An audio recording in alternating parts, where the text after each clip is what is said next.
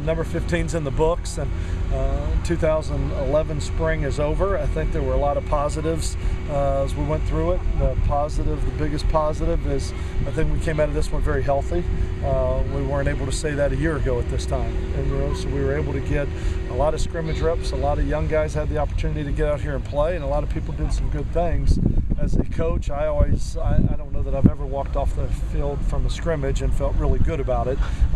You always see the negative things, the things that you can do better, and that's the only way we're going to improve as a football team is to improve on some of the weaknesses. But I'm going to have to turn and watch film and turn and sit down and kind of look at where we are and some of the things that we're doing. But there's still a lot of positives, but there's still some things that obviously we can improve on. But I love the hitting. I think there's some really positive things on the defensive side of the ball. Really encouraged with what I saw with some of the young guys running around, Mike June running around, watching Curtis Weatherspoon running around, some of the things that he was doing, Richard Clyde. I mean, we have a couple guys, especially at the second level, that can run. And we came down, we made a couple interceptions today, which is not something that we did a lot of a year ago in the secondary. We had some interceptions, but we had more with our linebackers and defensive linemen than we did with our secondary. And today they were able to come down and make some plays, as I've told y'all before. Then you look at it and go, wow, those are our receivers. So there's always a good and a bad. But I'm just glad that we were able to come out healthy, and I thought they came out, they were physical, they played hard, and I think there's an awful lot to grow and learn from this scrimmage. I know last week you weren't happy with what you saw with the passing game, but on the surface today and just looking at it, were you more pleased with the way that they were able to see the pass? I don't think we competed very well at receiver. I mean, again, I need to go back and watch that film, but we had, I want to say, 2 or 3 interceptions and had opportunities to go compete for it at receiver as well. I don't think we competed for the ball very well at receiver.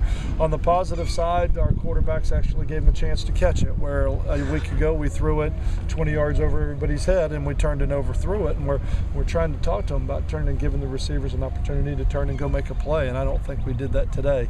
When I sat down and really broke down last week's scrimmage, first down we were 10 of 13 throwing the ball, which really isn't all that bad ugly. I mean, with the play actions and some of the ball control stuff, but on third down we were 0 for 9.